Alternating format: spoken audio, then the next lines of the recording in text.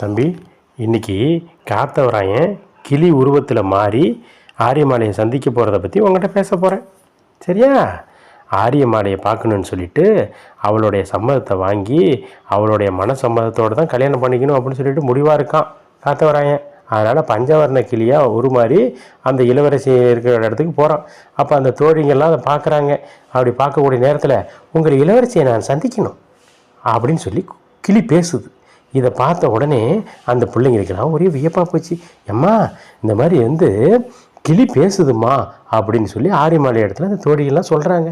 அப்படியா, அந்த கிளியை அழைக்க கொண்டு வா அப்படின்னு சொல்லி ஆரியமாலை சொல்ல அந்த கிளியை அழைச்சிட்டு போகிறாங்க. அழைச்சிட்டு போன உடனே, இளவரசியாரே, காத்தவராயன் இரவு பகல் பாராமல் உன்னை நினைத்து கொண்டிருக்கின்றான் என்று கிளி பேசியது. பேசின உடனே, அவன் யார்? அவனை எனக்கு தெரியவே தெரியாது. அவனை யாருன்னே எனக்கு புரியாது. அவனை உங்களுக்கு நல்லா தெரியும் இளவரசியாரே.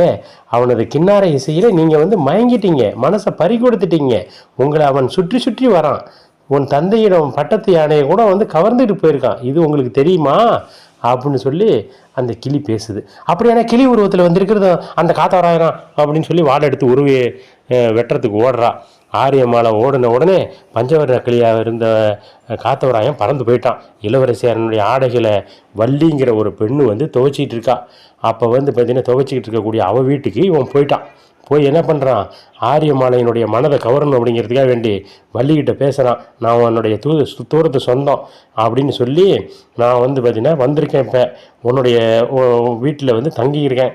எனக்கு ஏதாவது ஒரு வேலை கூட அப்படின்னு சொல்லி கேட்கும்போது, அப்போ இந்த மாதிரி துணியை எடுத்துகிட்டு போய் துவைச்சிட்டு வா அப்படின்னு சொல்லி அந்த வள்ளி சொல்கிறா. இவன் என்ன பண்ணுறான், துணியை எடுத்துகிட்டு இந்த பூதகங்களுடைய உதவியால் அந்த துணியை எடுத்து துவைச்சிட்டு பார்த்தீங்கன்னாக்கா கொடுத்துட்றான். அப்படி வள்ளி மிகுந்த மகிழ்ச்சி அடைகிறாங்க. சிறப்பாக செலவு செஞ்சுருக்கிறத பார்த்துட்டு ஆரியமாலையும் ரொம்ப மகிழ்ச்சியாக இருக்கிறாங்க. அடுத்த நாள் ஆரியமாலையினுடைய துணிகள்லாம் எடுத்து ஒன்று ஒன்றா பார்க்குறாங்க ஆரியமாலையே. அப்படி பார்த்த உடனே நல்லா அழகாக பார்த்தீங்கன்னா பண்ணியிருக்காளே அப்படின்னு சொல்லிட்டு பார்த்தீங்கன்னா அலங்காரமாக பார்த்தீங்கன்னா இப்படிலாம் தேய்ச்சிருக்கிறாளே அப்படின்னு சொல்லி பார்க்குறான். அப்போ அதில் பார்த்தீங்கன்னா ஒரு படம் வரைஞ்சிருக்கு. அப்போ அந்த படத்தில் பார்த்தீங்கன்னா அங்கே அடையாளங்கள் தெளிவாக பார்த்தீங்கன்னா குறிப்பிட்டிருக்குது. தனது மந்திர சக்தியால் பார்த்தீங்கன்னா கண்டறிகிறா. இந்த பார்த்தீங்கன்னா கண்டறிந்த அந்த காத்தவராயன் அந்த ஆரியமாலையினுடைய முழங்காலில் இருந்து ஒரு மச்சத்தை அந்த படத்தில் வரைஞ்சிருக்கான். இப்படி இந்த துணிகளோட அழகெல்லாம் பார்க்கும்போது ஆரியமாலைக்கு வியப்பாக இருந்தது. ஆனால் இடையில இவளுக்கு ஒரு ஆச்சரியமாக போச்சு. இந்த படத்தை பார்த்துட்டு யார் இப்படி வரைஞ்சிருப்பா, நமக்கும் நம்ம அன்னைக்கும் தெரிஞ்ச இந்த மாதிரியான ஒரு செய்தி எப்படி பார்க்கும்போது இந்த அழகு அவன் யாருக்கு தெரிஞ்சிருக்கும், இன்னொரு ஆண்மகனுக்கு தெரிஞ்சிருக்கும் போல அப்படின்னு சொல்லிட்டு வள்ளி அழைச்சிட்டு வர சொல்கிறாங்க. அப்போ பார்த்தீங்கன்னா வள்ளிகிட்ட கேட்கும்போது இந்த மாதிரி அப்படின்னு சொல்கிறா. இவன் தான் செவச்சான்னு. அப்போ